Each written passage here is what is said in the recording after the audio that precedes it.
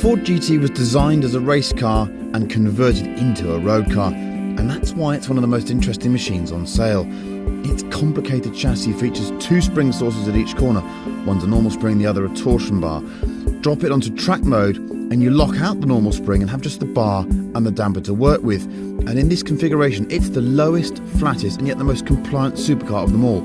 It really is quite a trick. The twin-turbo V6 shares 60% of its components with an F-150 truck, but it still offers 656 horsepower and 550 foot-pounds of torque. Gearbox is a 7-speed dual clutch. The structure is all carbon, weight is 1,385 kilograms dry, 0 to 60 takes less than 3 seconds, and it'll do 216 miles an hour. And yes, they're all sold.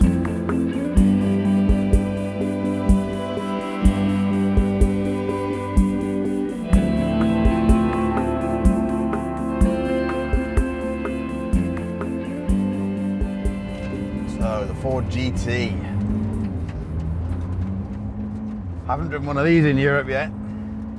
Not Kill, you'd say, might be a bit small for this vehicle, but you know what? I think it might be quite good. So let's see what it's like.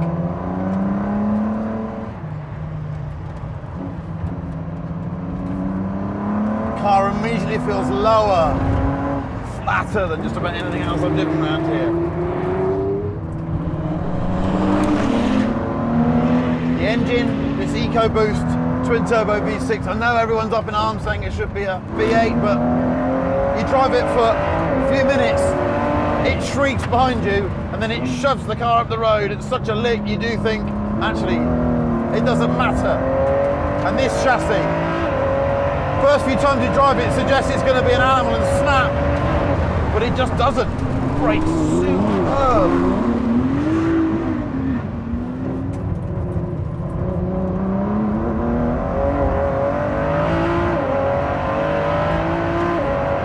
Pulls along here. 6.5 is kind of its limit.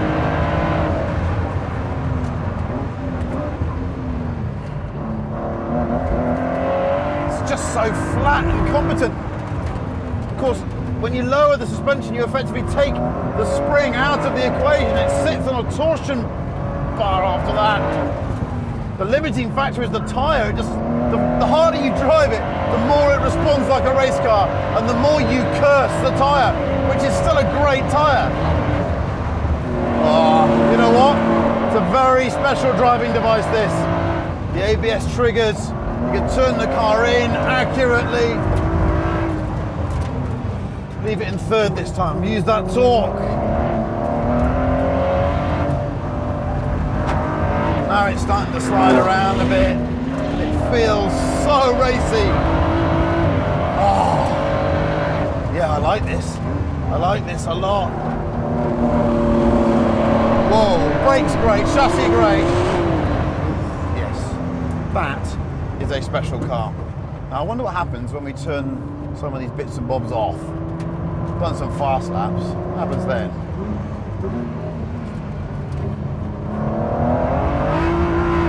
Oh yes. And then there's another whole load of different personality.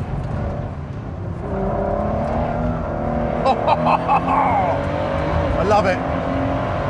Worth the wait. Worth all of those months of waiting to have a go in it. Because it's fantastic. It's the chassis that shines. It really does. You just can't quite believe how capable it is.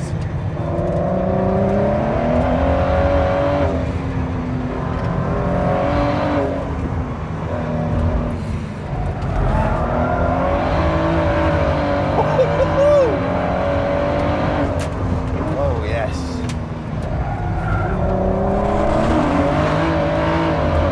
Yeah. Oh yes. Well done, Ford. Well done, Multimatic. This is a spectacular car. All you lucky gits who've got one, enjoy it.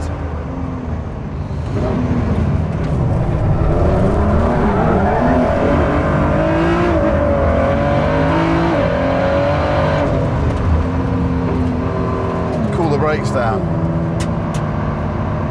I love all the controls on the steering wheel, I love the funky cabin. The driving position works so much better with time. I've got good support. I'm low. I love the moving pedals. Special car. The Dodge Viper ACR is America's way of doing the fastest road-legal track car imaginable. The numbers alone are enough to make you choke on your Corvette Z06. 645 horsepower and 600 foot-pounds of torque from an 8.4 litre V10, around 1,500 kilograms, 335 section rear tyres and whopping 295 section fronts. There are vast carbon ceramic brakes and fully adjustable Bilstein dampers. And just look at the aero kit. Park it next to a GT3 RS and its owner will need manhood counselling. There are scoops and flicks and dive planes, and the rear wing genuinely looks like it was robbed from a racing car. It produces so much downforce, the top speed is just 177 miles an hour. And how much does all this cost? Well, something around $140,000, but that doesn't matter because it has a manual gearbox, which means it's a bargain. A 645 horsepower rear-wheel drive, manual shifting, high downforce bargain.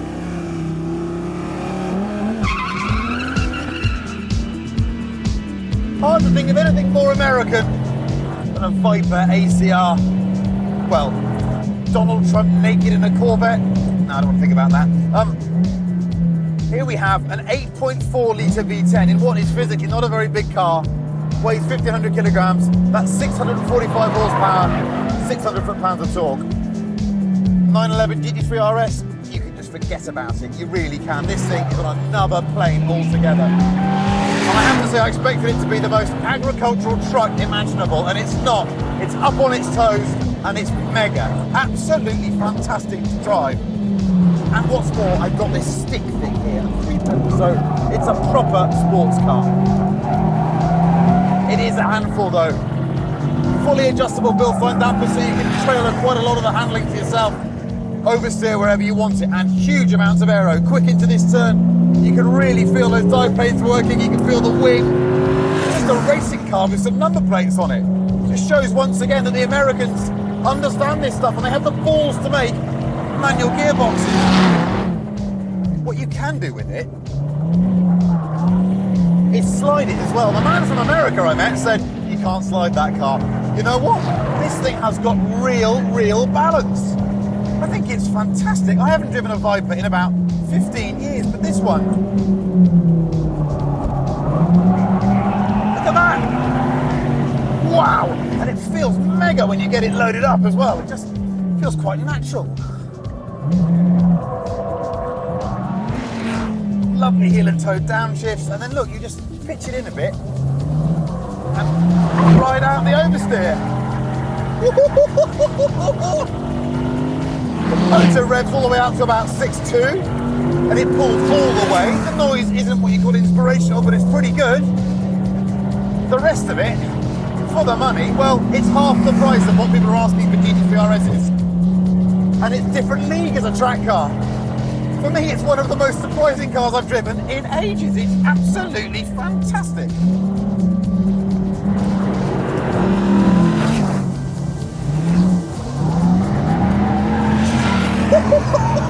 Oh, yes! Why didn't I know about this thing? Why hadn't I driven it? If you're about to spend money on a GT3 RS to go track driving, you need to drive one of these first.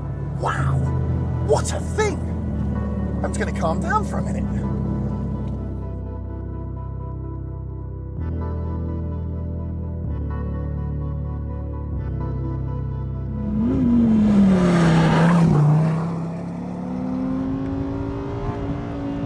Now, I've wanted to drive one of these for some time. This is the Lamborghini Huracan Performante. Think RS version of their smallest sports car. Now, I'm not a big fan of the Huracan. I think it's pretty compromised, but I think the engine is magnificent. And for this version, they've now got 640 horsepower from that V10, less weight, special chassis, faster gearbox, stickier, coarser tyres from Pirelli, and some active aerodynamics. So this is very tricky. This is the car that broke the production car lap record at the Nürburgring, and it's a monster. So let's have one lap round here, see what it does. The engine is magnificent. Really pulls. So what's it like around Knock Hill. This is technical circuit. Get some braking done. Get it turned into T1. Missed my apex a bit, but I don't mind. Four-wheel drive's very helpful here. Bit of understeer, but then you can neutralise it with the gas pedal over this chicane. It's mega, and then you let it run out. Traction control is intervening. So what I've got is a chassis that is quite normal Lamborghini. If I push it, it understeers. I can neutralise it with the throttle on the exit. I get a bit of oversteer. I think I might actually switch everything off. See if we can help ourselves a bit there. I think we might have a bit more fun if we have no ESC. Gear shift is fast, but not quite Porsche fast. Still feels fundamentally four-wheel driven to me. There is this just slight frustration that I can't get the power down the way I want to. But this is by far and away the best Lambo I've driven in a long, long time. It's more neutral, bit of oversteer there on the exit, and you can play with the throttle a bit. Get some braking done, see if we can get this apex. Yeah, found it. It's there. It's a great engine, it really is. Normally aspirated, a bit of oversteer on the way in. You can muscle the car, and it's a lot more fun than I'd expected, but it still feels four-wheel driven, and that does limit it slightly. But yeah, Lamborghini, well done. Show me you've got a sense of humour rather than all these style cars. This is a proper driver's car. And to make a proper driver's car, Lamborghini really has gone to town on the Huracan. The most obvious change is that huge rear wing, which works alongside an active aero management system.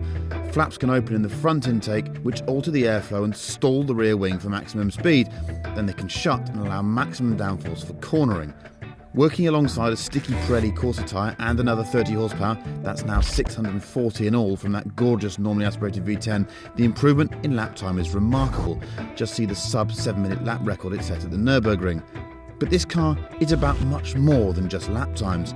It reminds us that Lamborghini does care about driving as much as being seen in something outrageous looking.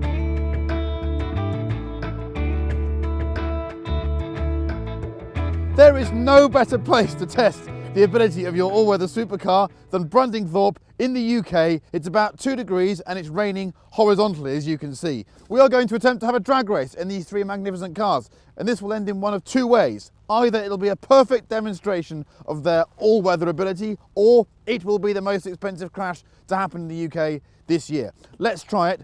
Bear with us, we might have to adapt to the conditions.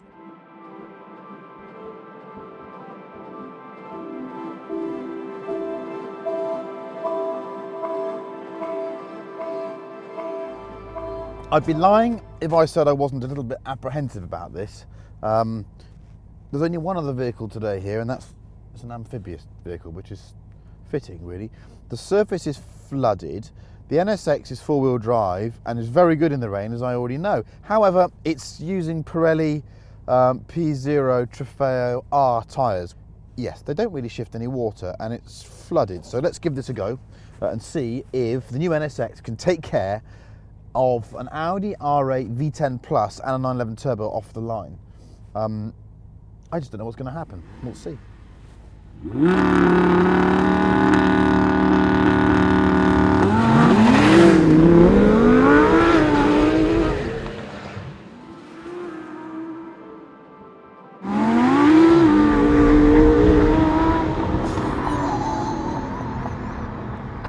The straight line. I think we'll abort and see if it dries out a bit. In the meantime, well, it's obvious good skidding weather, let's go do some skids.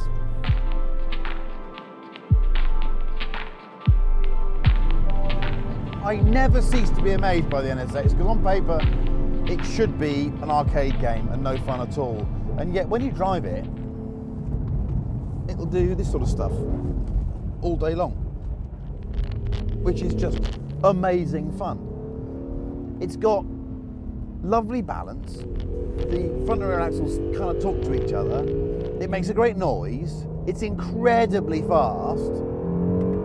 I just think it's a real triumph of a car. And you can get a bit lost in the fact that it's not as clever as an i8 and it doesn't have enough electric range on its own. Just enjoy it for what it is. One of the cleverest sports cars ever made. And the chassis, well, you kind of need these conditions for it to show you what it can do. Let's go into this little S-bendy thing here and you can see a bit of what it can do. Because you can play with it. You can use the brakes to trail it up. Go in third gear and just bit of brake there, a bit of oversteer. Oh yes, and a bit more oversteer here. And then on the way out, opposite lock. I mean, it's wonderful fun. And on the road, you can slacken the dampers off and it's all supple and refined. And on the track, you can stiffen it up. Quite why Honda have delivered the car on Trofeo R tyres, given it's 4 degrees outside and the middle of a hurricane, I don't know. But I suppose it teaches us that the thing is very, very capable, even in ropey conditions.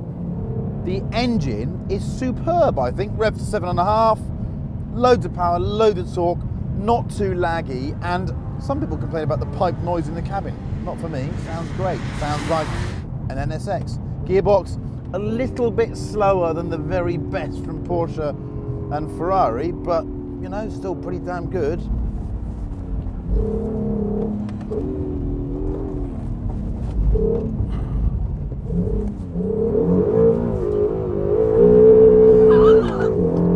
You shouldn't be able to do that in your hybrid super sports car, should you? And I've said this before and I'll say it again, this thing feels very mini Porsche 918 to me. Not sure you can say anything nicer about a car than that. With 3 electric motors helping its 500 horsepower twin-turbo V6, the NSX has 581 horsepower and 476 foot-pounds of torque. It weighs around 1,800 kilograms. It's the only hybrid here and is way more complicated than the other two. Only the front electric motors power the front axle. Price is a tickle under £140,000. Downsides, cabin, bit ordinary, seat too high, paddles feel like they're a cheap game console add-on, and, I know it's a bit boring, there's nowhere to put stuff in the cabin. Tiny door pocket, nothing back here at all. I think on a daily basis I'd get quite fed up with that. Otherwise, I'd really like one. I think it's cool.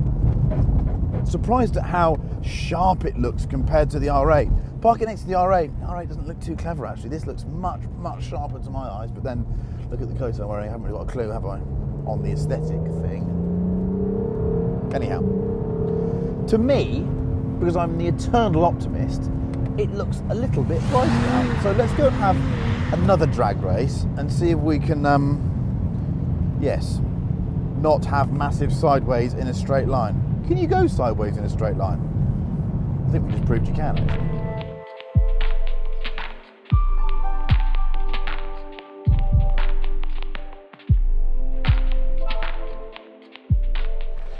Seconds out, round 2. I have now swapped to the R8 and we'll see if we can get this drag race done. Weather's horrendous. Ambient temperature has risen to 6 degrees. Standing water a little less, but it's still quite flooded. Do I fancy it in the R8? Not massively, being mid-engined, but it's got to be better than that NSX on Trofeos, hasn't it? Trofeos in this weather. What were they thinking? Did you hear that? It's amazing. We live in a time where street cars sound better than racing cars because street cars can have fancy valves that open. You can make more noise on the road than you can at a race circuit. That sounds really good. Go on. Tell you what, it's the least effective off the line and it's still way too wet for this. It moves around all over the place. Look at that Porsche. Yeah. Do you know what? Too wet. Too wet. Let's use this as an excuse to go and do some sliding around. Why not? Because we know that this is a great car to slide around. Traction control off. Manual. Who cares about drag races? Let's exercise those arms a bit. The way this thing revs.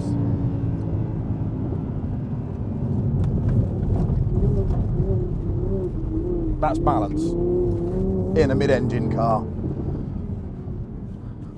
And this one's not got the silly dynamic steering, which I have to say improves the car dramatically over the one that I drove earlier in the year. It is possible to construct an argument to buy the R8 based on the engine alone, 610 horsepower. Get a load of this. That is just wonderful. 8,500 RPM.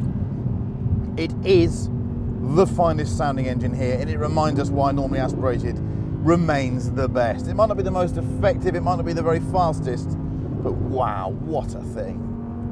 What's the line through here? Oh yes.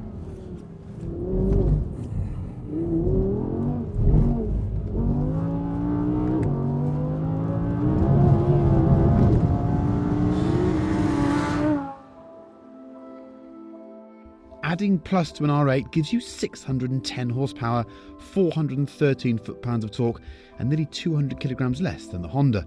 It's one of the last normally aspirated cars of its type, and it sounds stunning. The gearbox is a dual-clutch unit like the other two, and yellow is definitely the colour. This one doesn't have the dynamic steering, thankfully. On the road, you can slacken the dampers off to make it comfortable, you can keep it firm. You can configure this thing to do pretty much anything. Some people will love that. For me, it's just too much. There is too much to change on the car. There are drive select buttons here. There are different modes down here.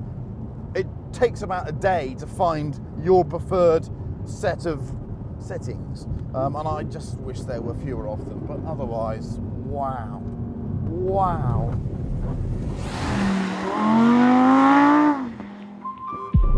What a car.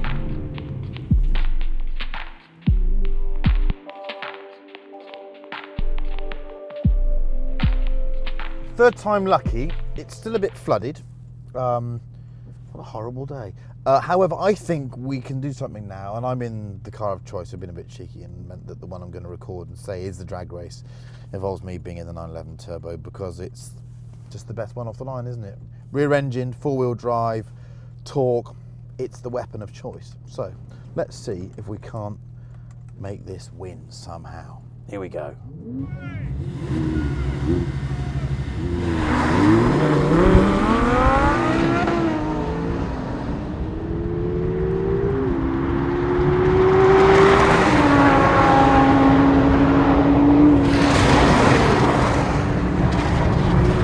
And this isn't even the S model.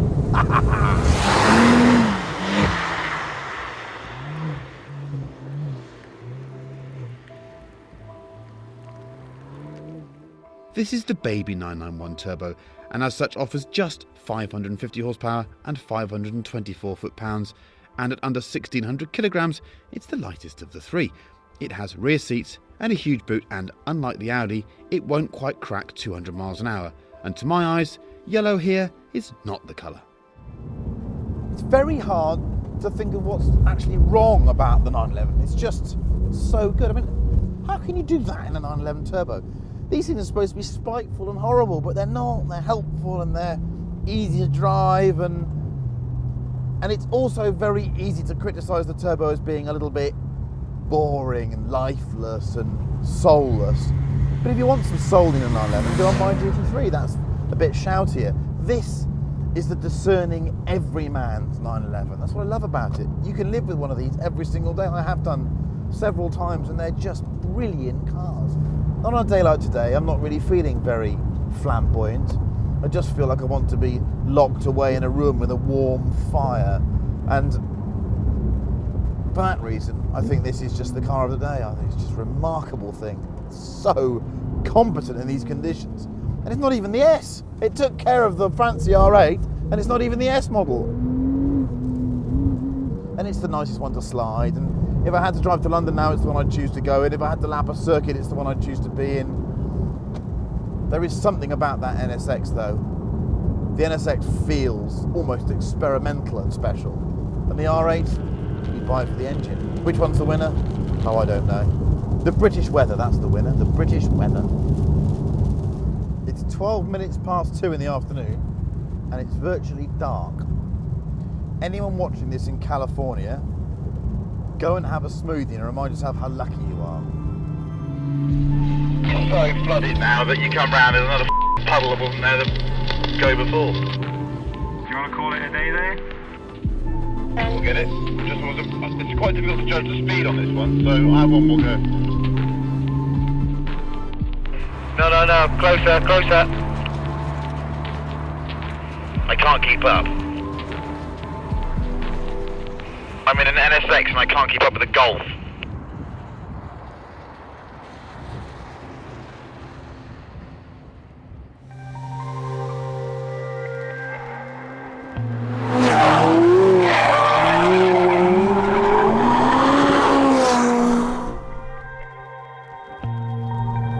The 570 GT is really the baby McLaren. No, they do the 540 with the lower power output, but this is sort of the GT car, as they say. It's the more comfort-orientated, easy access coupe. And you think that until the moment you open it up on a race circuit, and then you realise that even the slowest McLaren is an absolute monster on a circuit. I mean, this is easily GT3 RS performance, and it's effortless.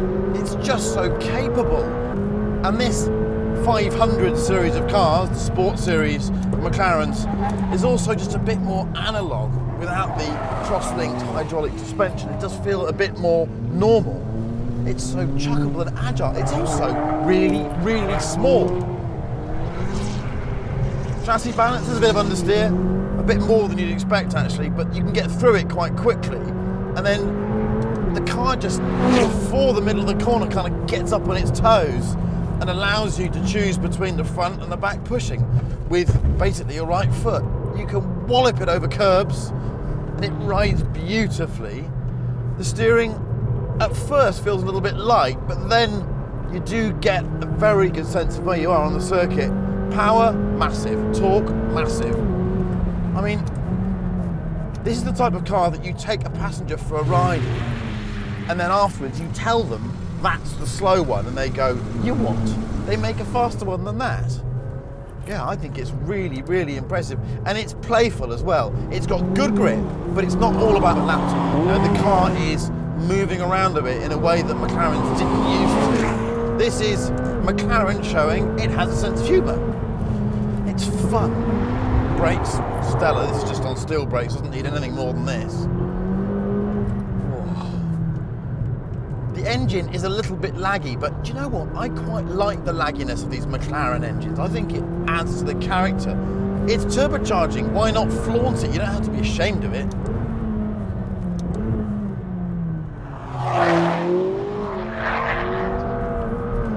Okay, so I've turned it all off now. Boy, is this a playful car when you switch it all off. Open differential, which I still don't think is necessarily the most fun solution, but you can really throw it around. You can just throw it into these faster corners, and it's not too grippy. It's just right. It really is. So much fun. I mean, again, you drive it and think, well, why would you need more than this? It's crazy fast, but it's also got this sort of sense of fun that just drips from the whole package. Yeah, I have to say, I really, really enjoy it. And the fact that it is the softer car to the 570S doesn't really affect it for me.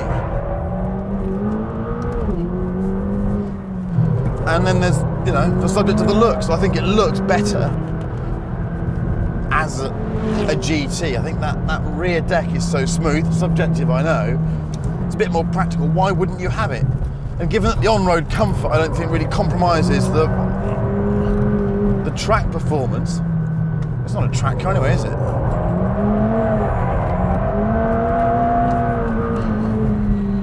Oh, yeah. Enjoyed that.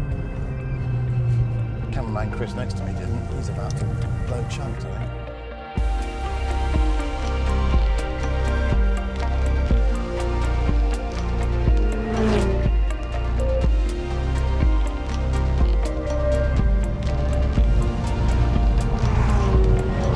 So as a road-based car on the track, it outperforms itself comprehensively. It's so far beyond what you think it should do, given they've taken grip out, given they've made it a bit softer, and given that it's supposed to be the least powerful, or one of the least powerful McLarens out there. It's outrageously fast and competent. On the road, then, yeah, McLaren have got this road thing licked in a way that I think perhaps Ferrari and Porsche are struggling to match them. There's just a suppleness to this car that is missing. Okay, it doesn't quite have that otherworldly feel that you get in the Supersport series, the 650S and now the 720, where the cross-linked hydraulic suspension gives you a ride comfort that's actually better than the 5 Series BMWs, and then can throw support at any corner it wants to. It doesn't feel like that, but it's still Lotus-like, and there's a reason for that. A load of people from Lotus, well, that used to work at Lotus, developed this car. That's why it feels Lotus-like. But there's more to it than that. There's the approachability and the lack of intimidation. You sit so far forward, the scuttle is so low, and the visibility around you is incredible, especially in this GT model with that big glass rear screen. I mean, it feels like a hatchback. It doesn't feel like a sports car at all. And when it's not intimidating, you can push and enjoy it. You feel comfortable with the proximity of other stuff. You know your surroundings, you know how big the car is. I think that's so important. The driving position is, well, it's just superb. Although this car, for some reason, every time you start it, won't remember where your seat position was. So you have to spend 10 minutes faffing about. The ergonomics of the cabin, well, they're pretty good. The iris system, if you're patient with it, works fine. Steering wheel, dashboard, I really like that. The electric seat buttons are in about the worst place imaginable. And I do like the fact that when you want to turn everything off now, you just press a couple of buttons rather than hold your left testicle, tweak your right earlobe and say wibble, because it was so complicated before. And it's cozy and small, and it's practical. Okay, that rear boot lid doesn't really do much, and the space behind you isn't huge, but the bonnet in the front's big, and there's plenty of place to sort of stuff around here.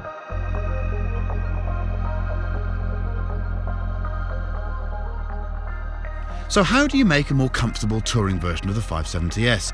Well, you soften the front springs 15% and the rears 10%. You slow the steering 2% and remove the sticky quarter tyres and fit some normal P0s. Then you add a glass rear deck lid and trim the inside space with leather, even if it's not really very big.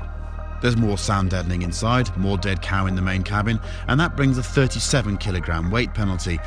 But this thing is still 911 turbo fast, and that's because, as the name suggests, it has a 3.8 litre twin-turbo V8 with 570 horsepower and 443 foot-pounds of torque. It'll hit 62 miles an hour in 3.4 seconds and 204 miles an hour flat out. It weighs just 1,350 kilograms because of that carbon tub. And this is the bit that fries my brain. It's the second slowest car McLaren builds. Downsides? Well, there aren't many really. This car, though, is £199,000 as tested. It's a lot less than that. It's about £45,000 less than that list. It's got a lot of extras, 29 grand worth of carbon pack to start with. I wouldn't bother with that. I'd have it as cheap as chips and just enjoy it for what it is. At 200 grand, it struggles. At the list price, this is bang on. It really is so special. And in this turquoisey colour, people respond to it really, really well. They let you out of junctions. It makes people happy. It's not a big, hey, look at me supercar. It's a bit smaller. I think people think it's a Lotus when they see it. That's probably a compliment. What a lovely thing to be in. Not too noisy. Tyre noise is good. Wind noise is good. You cruise along at the legal limit and it's like being in a saloon car. Well done, McLaren. So would I have this over a 570S? Yes, I would. I like the way it drives, and I like the way it looks. There you go. This is my pick of this particular McLaren range.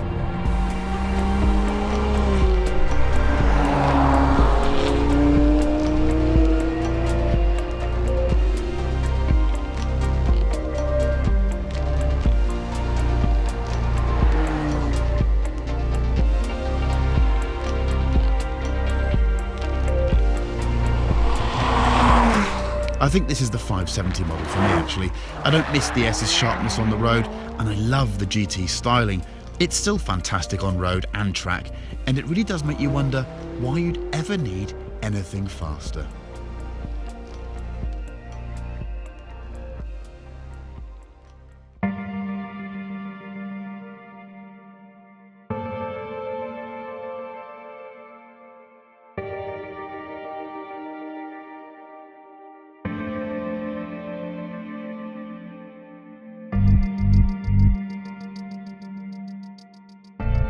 I've arrived here, Fiorano, home of Ferrari, and I'm in a cynical mood, people, because I just don't see what you do with the 720 horsepower 488, because the normal car's already got so much power it bends your face. And this is a track version, but who wants to go to a track in a car that's worth £250,000? I mean, if you ding a wheel or go through a gravel trap, it costs a fortune. So I'm wondering whether the Ferrari Special Edition, Special Series mid-engine car is just getting ahead of itself. Does the world need a 720 horsepower 488 for track use? I don't know.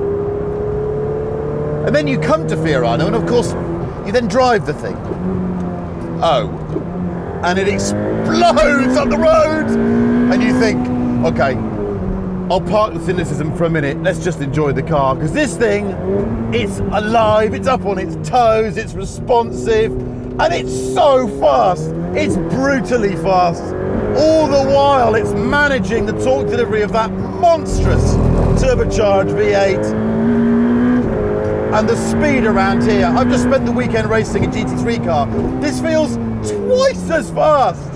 It's really revving out as well. The torque peak is at 750, like the standard car, but there's so much less inertia, as you'll now realise from the tech part of the video, that it really does feel like it spools up quicker. It feels more normally aspirated. The tyre, grip levels are good front to rear. Interestingly, they've not gone for a super sticky Michelin. This K-rated Pilot Sport Cup 2 it's quite street in its feel. So those expecting to set stupid lap times with sticky rubber might be disappointed, but you know what? As a balance of road and track, I'm sure it's the correct decision. But for me, this is the turbocharged engine I always wish the 488 had. I don't really feel that it's turbocharged, except the fact that now and again it releases crazy amounts of torque. At the moment I'm in CT off, so I'm traction managing myself, but if you put it in race, you just come out of a corner full beams. If you're an inexperienced driver, there's never been a Ferrari that's as helpful as this. And so within the space of 2 minutes, I've gone from cynical grumpy pants to this is rather wonderful. It does that to you though, this place, and these cars. What's really interesting is that the more power these manufacturers extract from these turbocharged engines, the more the limit of the vehicle becomes the mechanical grip, the tyre. And what they end up with is a driving experience that's curiously old-fashioned, because you're managing the amount of grip that you've got at the back of the car, really.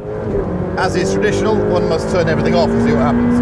Let's see what happens here. So we get on the gas and immediately it's cyber. Oh, it's predictable, it's balanced. Yeah, steering's just the right speed. Pretty mute as they are these days, but let me just let it move out a bit here. I mean, it's so much torque that even on a half throttle, the car is moving around everywhere. I mean, you're pulling gears mid-slide nonchalantly. Think of the electronics going on to manage that. This brake pedal feel, they've really gone to town on the brakes. And it does feel like a race car pedal. It's got that lovely solidity to it.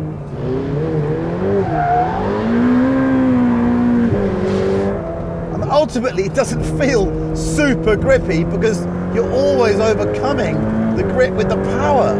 It's really lovely. I love the way the engine revs out. That Inconel exhaust gives us a better sound. It's a big step up on a 488, a big step, particularly in terms of the feel. I don't care about the raw numbers, the fact that it's faster and all that other gas. It's a much nicer car to drive, primarily because of the step on in the engine for me. It's just got better response, less inertia. It feels more normally aspirated.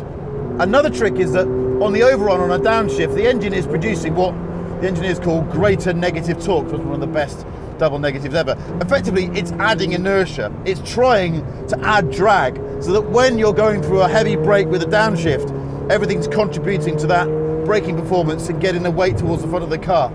It's a clever thing. But would you really go and fang it round a track day? This is the frustration with these cars. So many of these are going to be sitting in garages being boasted about by the owners. Yeah, I got one of those. I get the special series cars because I'm a big dog. I don't care. Go out and drive it, dude. Or dudess, whoever you may be. You can't make stuff that's this good to drive and then treat it as an inanimate object. I think they should make that a crime in Italy.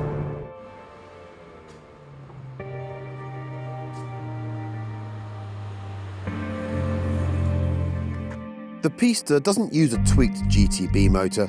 Instead, it runs the unit from the 488 Challenge race car. This means a new cooling system, new intakes and exhaust, and many internal changes too. It also means 720 horsepower and 568 foot-pounds of torque. There's a 90 kilogram weight reduction and claimed increases in downforce at both axles. Carbon fibre wheels are an option, and the latest electronic chassis aids allow the variable locking differential to communicate with the brakes to create even better direction changes. The interior is mostly 458, which means it's nearly 10 years old now, and frankly looks it. The wheel doesn't adjust quite enough, and the sheer quantity of different materials and textures makes you wonder what the Italian for hotchpotch is. But no matter, this is a car for driving. Ferrari says this is a track car, but despite being optimised for circuit use, we know that most pieces will spend their time mincing about slowly on the public highway. So let's tell you what it's like to drive on the road. I want to dislike it, but I can't because it's very, very good. First of all, the engine. I think anyone that's driven a 488 GTB will know that thing is so close to greatness, but there's something missing at the top end, an urgency, because it's turbocharged and everything seems to sort of get very quickly to 6,500 RPM and then plateau. This one keeps going. That's for two reasons. One, lighter internals, those titanium conrods and all the other lighter bits inside from the Challenge engine really do make it spool up faster. It feels, just feels lighter, all the internals. You get the sense of lighter bits of metal moving around. And the other bit is the way they've calibrated the last few RPM before the rev limiter cuts in at about 8,000 RPM. Whereas the 488 had a soft limiter to just protect the engine from blowing itself to bits, this one's more aggressive. You can pretty much get all the way, and it doesn't sort of taper a cut. It just gets there and stops. That really helps. So there's now more of a reason to go higher in the rev range. Suspension. Well, do you know what? Ferrari's remarkably unkeen to talk about things like springs and dampers and roll bars these days. So much of what it achieves appears to be through electronics. The spring is a bit stiffer than the 488. The damper unit's the same but recalibrated to work with everything else. The diff is the same, it's electronic, but again, different calibration. And the roll bars, they're the same. Apparently, according to the engineer in charge, roll bars don't really matter these days. Yes, you need them, but they don't really matter. Amazing. What really makes the car stand out for me is the fact that the bumpy road button absorbs really quite bumpy roads. The front of the car is superb. This K2 branded Michelin Pilot Sport is amazing on the road. It must be the best street tire I've driven that has track credentials. So the front of the car is amazing. You just wing the wheel as hard and fast as you want the car turns. That is a big advantage over a GT2 RS, because the GT2 RS just can't quite match that on the road. That sort of flick it between your wrists, enjoy the Italian countryside feel, and then when you open it up, this thing is a sniff slower than a LaFerrari in a straight line. 0 to 125 miles an hour in 7.5 seconds.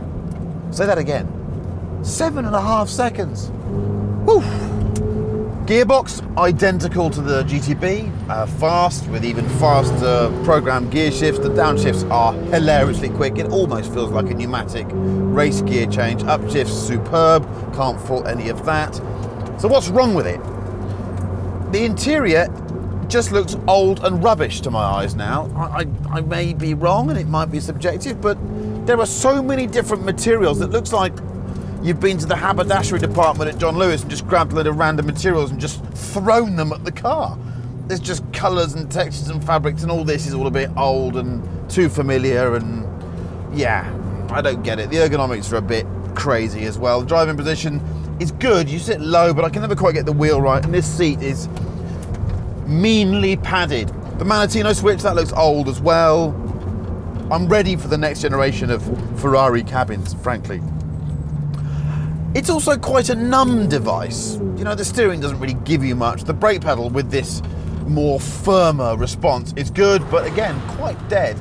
It's a car that you feel your way into, but you have to take some leaps at times just to get there because you don't get much reassurance from the controls. And on the road, if you turn the traction control off, this drives, and this is the really weird thing in 2018, this drives like a late 50s sports racer. What we now have are performance cars where the gap between the engine's potential and the tyre technology is ever widening. Michelin are doing a fantastic job to try and keep up, but they just can't. They just can't with these huge power and torque increases. And that means that if you turn it off, half a throttle will break traction, a third sometimes, maybe less. And it is literally like driving a Jaguar E-Type in the wet. I love it. The car dances around and you can play with it, but the speeds are quite high, and I'm not sure that in 2018 people want to see supercars coming out roundabout sideways on the public highway. So maybe it is a Pista, maybe it does just belong on the circuit because it's so fast. That's the only place you can use it. It's entirely usable on the road. The ride's good. It's a bit noisy with that boomy in-canal exhaust, but it's got a good hi-fi. It's not that much less comfortable than a GTB, maybe, I don't know, 5-10%, who cares? You could use it every day if you wanted to. But to not use its performance would be such a shame. And there's one other thing. This and the new GT2 RS are making me wonder whether the phrase last than normally aspirated, which is so often now applied to the values of cars that are going up stratospherically because they're the last atmospheric engines, I wonder whether these are killing that feeling, because this is so good. This engine is so fine that I'm not sure a Speciale is suddenly going to be worth loads of money, because I think this is a step beyond just about everything it does, and it sounds good too. It revs out. So maybe the last of the normally aspirated thing might soon be over, because these turbo engines are just not only so effective but so much fun to use. Food for thought.